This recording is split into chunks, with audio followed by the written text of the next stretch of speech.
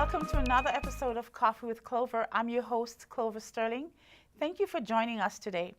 My first guest is an advocate for women and the issues we face. Please help me welcome Coordinator of Canadian Alliance on Homelessness, Michelle Bilek. Thank you very much. Michelle, Clover. welcome to the show. Thank you. It's happy nice to to be have here. you. Thank you. Okay, now the buzz has been out with the Me Too movement and women speaking out in America, in Canada, and different parts of the world. Mm-hmm. I say that to say this. Why now? Why? Where were our voices all along? Why do they now have the strength to speak up? Yeah, it's a very, very good question. My first reaction to why now is probably it's about time. That's usually my reaction. Women have been, speaking out against violence, against, patriarchy for a very long time. The women who have come forward and have spoken out against their experiences of discrimination or violence have in the past been dismissed. We have had a series of various different events through the media focusing on women and women coming forward and their voices not being heard. We had a series in the newspapers about women being dismissed when they went to the police if they have had incidents of violence. And I think that these series of events have led up to finally the public catching on and really embracing the fact that women victims should be believed. I see a pattern with that, though, like women finally have courage and the support. Women are supporting each other, and that's why they're speaking out. Yes, I think that that's indefinitely what it is. I think it's having that support from other women, but then also the powers that be also believing them is really, really important, I think. When you have leadership and the powerful, and men in particular, coming forward and saying, yes, I believe you, and that this should be stopped and this should be changed. It has changed the dynamics of how people view violence against women. How does it start, though? Why did it have to get to this stage? I think that because it started pretty much in Hollywood and in the media. We had Jian Ghameshi's trial here. We really witnessed and saw that women who do come forward are usually re-victimized, are not believed. So when finally it became such an issue in a powerful state as in Hollywood, and more women were speaking out and saying, you know what, this has happened to me as well, and that it is actually a common occurrence of most women's experience from youth to adulthood, sisters, wives, friends, all women have this experience throughout their lives that, really in the end, it became sort of a full-fledged movement to support those who come forward and have their voice heard. And it's not only, say, sexual harassment, it's like bullying Yes. women. Well, it's everything from catcalling, just simple jokes about women, their appearance, all the way to, yes, whether it be discrimination in the workplace or sexual violence. In Canada, 1 in 5 women experience sexual violence in their lifetime. That is a huge statistic. You can imagine that one in every 2 women in Canada do experience some form of sexual discrimination in their lifetime. Women, are born into this world knowing that when they leave their house, that they may experience some form of sexual harassment during their day. And this has been so normalized through our discourse of society, and it has got to stop. So you just say it's getting better? I think so. Well, what's changed is that finally men are stepping forward and saying, no, you cannot do that to my sister. No, you cannot do that to my daughter. No, you can't do that to my friend. And they are speaking out against those other men who are the ones who are perpetuating the That's violence. what I was about to say, because the reason for this happening is men who are doing it to women. Yes. Do you think there's some form of barriers why they have to keep silent for so long? Especially within positions of power, women know that in order to reach a position, a leadership role, they will have to take on the status quo. And that status quo usually is, the old boys club, right? So when you're up against a series of detrimental effects to get to a position of power, it's pretty, I would say it's just one of those things that we as women have also normalized. In order for us to reach a position of power, in order for us to move forward and become leaders in our communities, we have to take on a lot of discriminatory factors, and usually it's perpetuated by men. And if we support each other as women, we will become stronger and be able to break those barriers down. I absolutely agree with you. Okay, it's time to take a break. We'll be right back with more. Don't go away.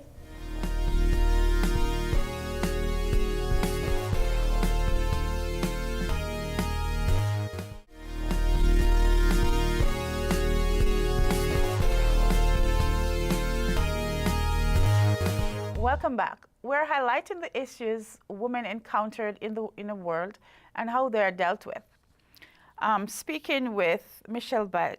Michelle, the barriers are so bad that women find it hard to get into leadership roles. How so? Well, I think it's because our society doesn't support women in leadership roles, and I think it's a systemic issue. It's a systemic issue like within actual corporations, but also in society in general. Like if you look at women in leadership roles, say in the political sphere, we find that it's very difficult for women to come forward and even put their name on a ballot. Why? Because quite frankly, they don't have the actual supports in the home, as well as usually from political parties to, make it possible for them to contribute the time that they need towards, a campaign and a candidacy. They don't have the means to receive financial donations like men do.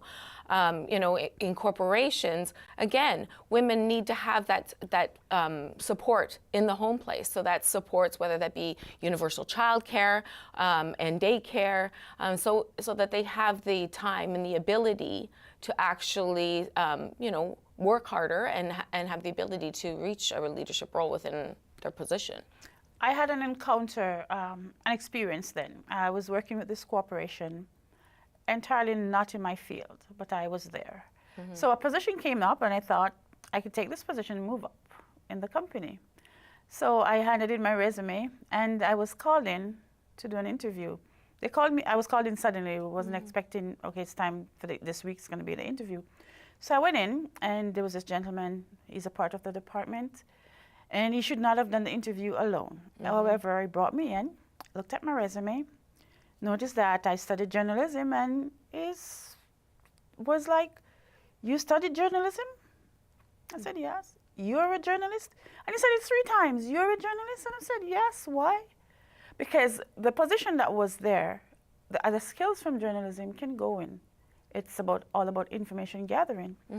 And I didn't get the position, and the next day, the lady who worked with him, she wasn't at work, and she was mad. She was like, he should not have done the interview without her being present.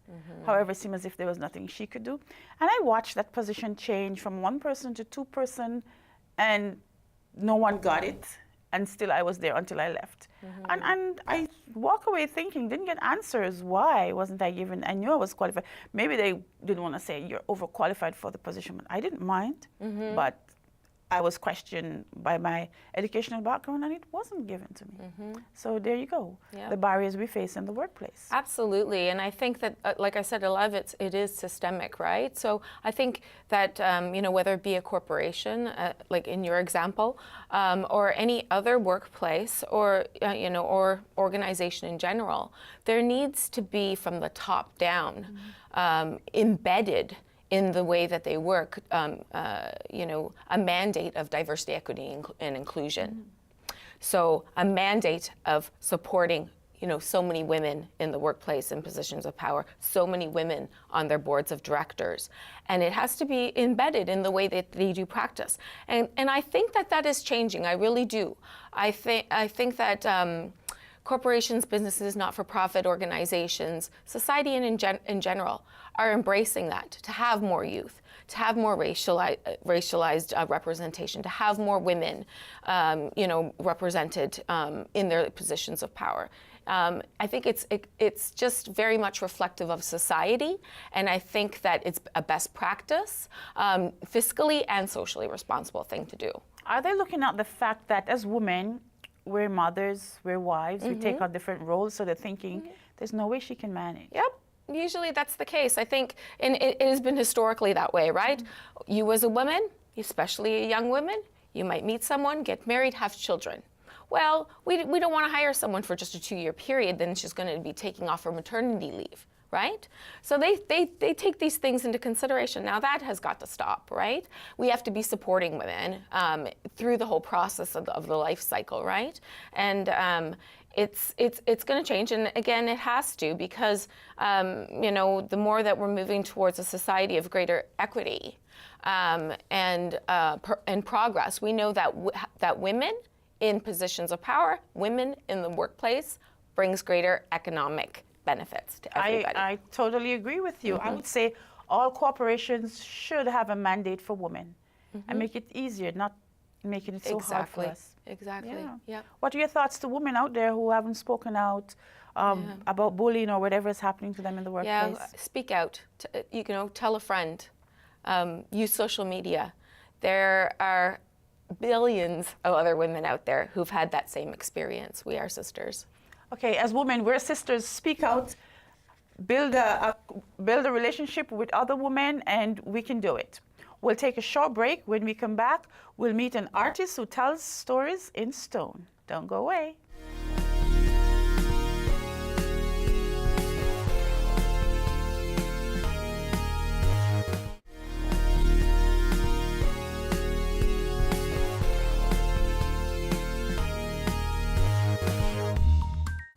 Welcome back. He's from the Mississauga Ojibwe community, an archaeologist protecting the First Nations history. Please help me welcome Kris Nahrgang. Kris, welcome to the show. Hi, Clover. Thanks for having me in. It's nice to have you. Okay, so seeing you, you're an artist. Yes, I am. And you tell stories in stone. Yes, How I is do. that? Well, it's something that I came across. I used to be in the body business, painting cars and doing things like that for most of my life, 16 years of that. And I ruined my hands with the machines, and I had children and no job and was waiting to go back to school. So I ended up getting a couple pieces of stone, and I gave them away for Christmas gifts.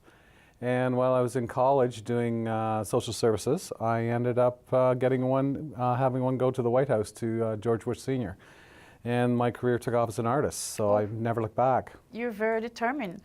At the past Women's Day conference, Yes. I saw your work, and I was so impressed that I wanted to find out who did all this. Where did you get your inspiration from? It's kind of funny because I really don't, I always try and draw them out. I used to anyway, years ago. It's like 20-some years now.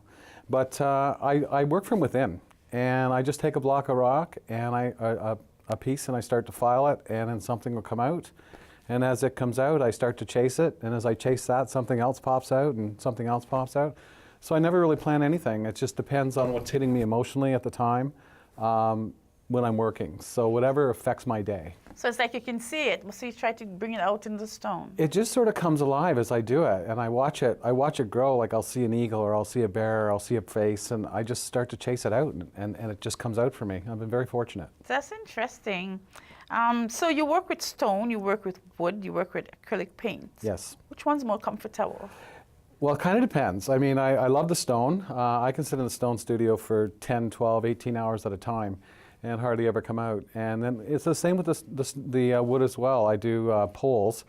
I try not to call them totem poles because people have a connotation of the West Coast. But we used to do poles here too, our people. We always had poles in our lodges and things like that have rotted away. But being an archaeologist, we did some research and found out that we did have poles here. So I just finished a huge one this summer, past summer, for the C&E called the Unity Pole. And it went viral across the world and was shown in pictures of it in Mexico to bring unity to communities down there and things along that line. So I think the story, it doesn't really matter to me which medium I work in as long as the story comes through. Okay, so as an archaeologist, you're protecting the First Nations history. Yes. How do you do that? Well, it's not as much for me anymore. Years ago, what I used to do, because First Nations is always, they call us prehistory. So we were never actually, history actually started in Canada when everybody else got here, it seems. So the history of our people was always ignored in its own way. So what was happening is people were finding remains of our ancestors and things in the ground as they're doing construction. And I was doing underwater diving, and I was finding things from my past.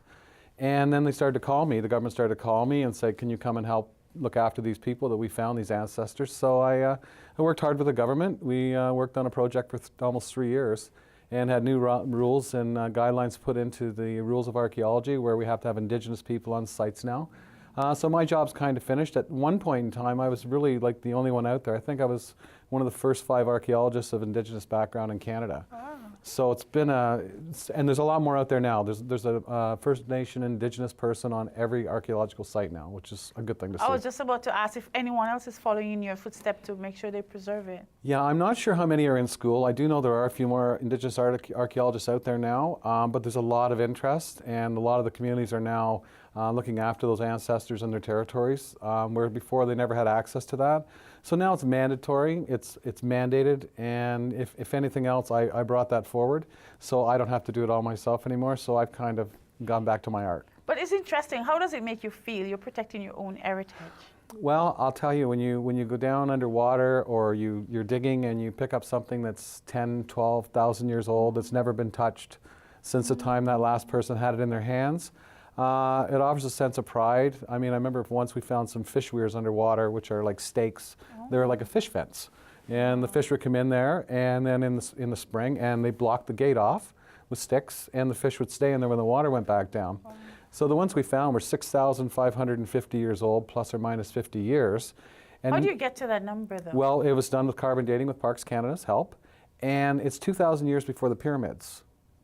So when you look at it like that, there's a strong culture here, even back then, you know. So to look back and see how much time we were here is very interesting for me. I love that history. It must feel special too, finding those pieces, is it?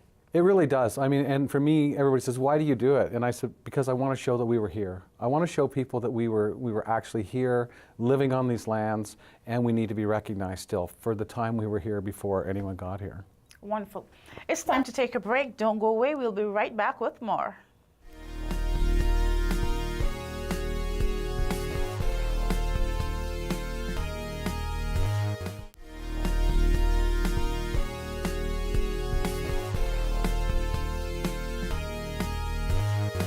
Welcome back to Coffee with Clover. We're speaking with Kris from the Ojibwe, Mississauga Ojibwe community. So Kris, in the past, you've had a few awards presented to some famous people. Would you like to share that with us? I've been very fortunate with my art career. While I was in school, I was finishing up social services, and a piece of mine went to the White House. George Bush Sr. received it. It was called Spirit of the Earth. And I was just going into social services and going to go do what I was going to do, and my whole world changed. I went with the art. I've been very fortunate to have pieces with Nelson Mandela, Bill Cosby. Prince Andrew has a couple pieces in Windsor Castle. All the banks of Canada. I've shown in France representing Canada for the 50th anniversary landings as one of 4 Indigenous artists chosen. So for me, my career it's been very fortunate for me. I'm very proud of my heritage. I'm very proud of my culture, which I found later in life. My grandmother was in residential schools, so it kind of, she hid it from us. Like my family knew, my mom and them, but never talked of it. And once I found out who I was, I came back and went into my community, and I've been in my community on council or as chief for the last 31 years. Congratulations. You know, so my stories come from my history, and I don't understand how the work comes through me, but it actually comes out of me with my Indigenous background. And you were willing to take part and to bring it forth to others. I love to do that. I like the stories come with it as it grows. It's kind of an interesting process, which I try not to define anymore, but it just seems to circulate through me, and it comes out through the stone, and whatever's there in the end is what I have, and the story comes with it. Apart from the celebrities who have some of your pieces, different parts of the world, where can we find a display? Right now I show basically in one gallery in Toronto, Art World Fine Art, with that gallery, and they carry most of my stuff now. And Donna, who runs it, is an incredible woman who actually is basically my agent now. And so we're doing that, and I needed to take a bit of my load off. I was fortunate enough, I've been writing for 5 years trying to start my own television show. And I ended up getting one to go through called Future History, which will air this year on APTN. We shot 13 episodes last summer. I'm working with an amazing person, Jennifer Bademski, one of the top Indigenous actors in Canada, and my co-host is Serene Fox. What do you talk about on the show? We've done 13 episodes we've done everything from food to residential schools to politics. Within your community? No, we've done Ontario and Quebec. Ontario, Quebec. And the mission this year, hopefully, we're praying for season 2, as everyone does when you have your own show. And if we find out we have season 2, we're looking to go to Europe and repatriate some things that are in Europe and actually maybe make a short trip to the Vatican to see what we can do there. That's interesting. How does it look so far? You think you'll have 3 shows? You think you'll keep going? I think the show will get another set of legs for another year at least. First year, APTN is kind of interesting because they actually give people like myself a chance to get out in front of the cameras and do what we do without having that much experience. What are some of the things you talk about? We talk about, we went through the residential school system and talked about my grandmother being in the system and where she was and how that happened and how it affected our lives. And we talked to some of the survivors and how it's affected their lives. And it was amazing to find how many stories were the same and how hidden this process is. In the 60s scoop when they took more children, and people don't realize that there's more children in children's aid right now than there was during the residential school system period. From those communities, what's the most pressing question you get from those people? Oh, I think the heartbreak for me was to watch all of us in the same place, trying to find out who we are. Because when you're lost like that, I mean, I'm not dark enough to be native, but I'm not white enough to be white, and it's kind of a hard road to walk. And then because you lose your culture and your language, because of the residential schools, I lost a lot. So it's like you were searching for your identity at one point. Yeah, and I find that we have a lot of us out there, a lot of lost souls still looking for that, and I think our show is what it's doing is bringing forward education, which is the biggest thing lacking in our community and in the education system for our people. The education system has never actually shown who we really were. They're changing, they're trying to change, but I'm hoping our show will offer more questions and answers. Right, so with this platform, you'll be able to establish this is who we really are. Yes. And this is what we do. It's called Future History because as an archaeologist and I'm the old guy, and then my co-host Serene is very new tech and very much an activist. So we talk about the history and how we got to where we are, and we talk about the treaties and how they were made, and then we have experts come in the middle, explain everything for all of us, and then we go into the future and we meet the new people that are out there on the ground right now still doing what needs to be done to get things forward. It was an incredible process. I learned so much and I was so grateful. And what's some of the feedback from your people? So far it's been great. Everything we learned, and I was quite surprised actually, because usually everything they show on TV about us is anarchists and blocking rail lines and everything. And the biggest theme I found through the whole season of shooting the 13 episodes is unity. It's time to talk. Right. And it's time to go back to the old stories from our people, because we lived here for thousands and thousands of years and still had a great place to live, and everything survived, and we were part of what's here. We're not in that process any longer, so we need to come back a little bit and look after our areas to try and make things better. You're very courageous, and you have such great determination. Keep up the good work, Kris, and thank you. I will continue to do so. Thank you. And that's it for today's show. Hope you enjoyed it. Join us again next time for coffee and conversation. Thanks for watching.